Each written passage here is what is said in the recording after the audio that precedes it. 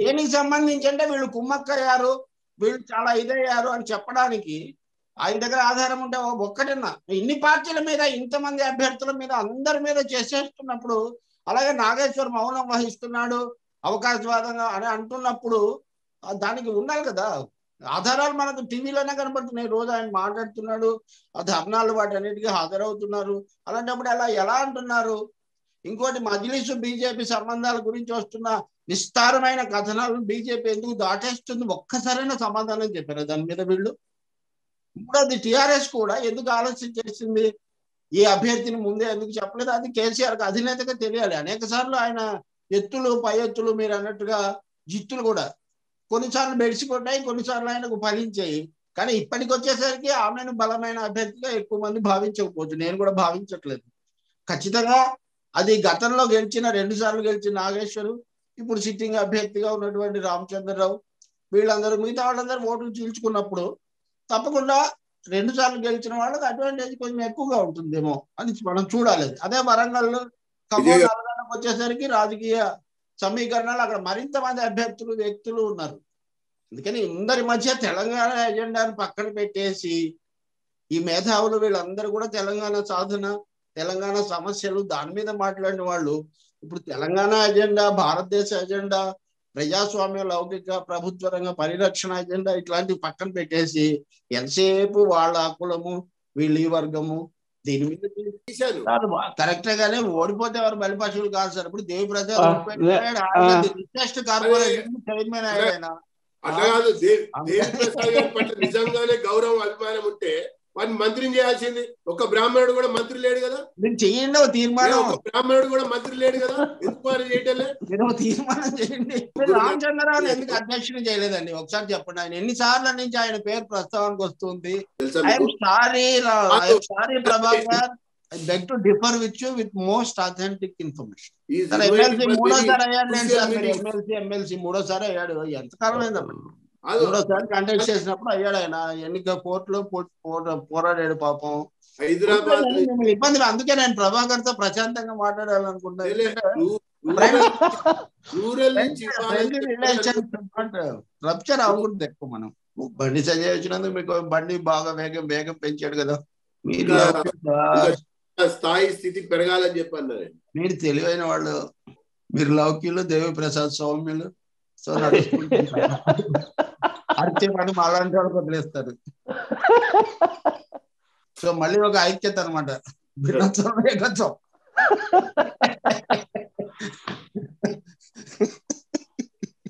అంత లోకత్వమే. Prabhakar suppose to be more close to KCR than you at a point of time.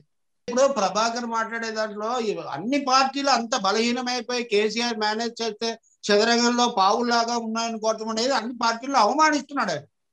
పార్టీల పట్ల, ప్రజాస్వామ్యం పట్ల, ప్రజల పట్ల గౌరవం ఉన్న వాళ్ళు ఎవరు అంత తేలిగ్గా మాట్లాడరు. ఏదో ఒక సందర్భంలో అవగాహనలు ఇంకోటి ఏమైనా ఉన్నాయంటే అవి పార్టీలు ఎప్పుడు అంటూ ఉంటాయి.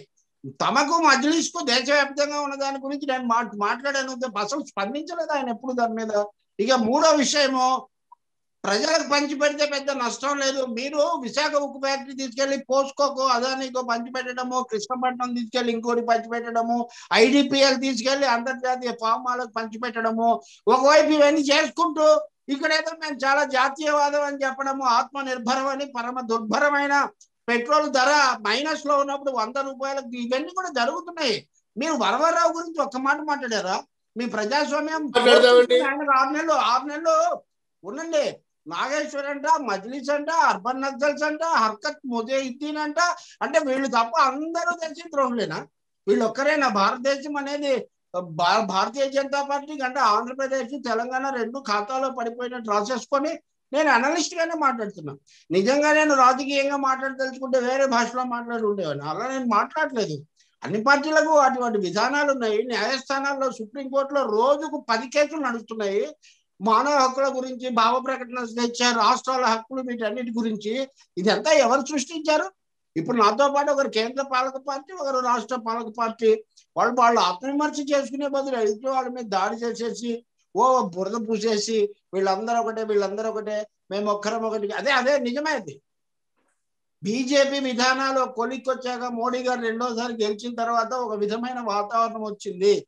దీని నుంచి బయటపడి ఇంకా పార్టీని మేనేజ్ చేయడం అంటారు. నిన్న చిన్న పుదుచ్చేరిలో మీరు ఏం చేశారో దేశమంతా చూసింది. పాండుచ్చేరి మొన్ననే నేను రాజ్భవన్ లో పాండుచ్చేరి కాంగ్రెస్ గవర్నమెంట్ పడిపోవచ్చు, నాకేం కాంగ్రెస్ మీద సానుభూతి లేదు. కానీ మీ బీజేపీ యొక్క ఇంట్రెస్ట్ ఏంటి? ప్రతి చోట ప్రభుత్వాలు పడగొట్టింది ఎవరు? జరిగింది ఏంటి?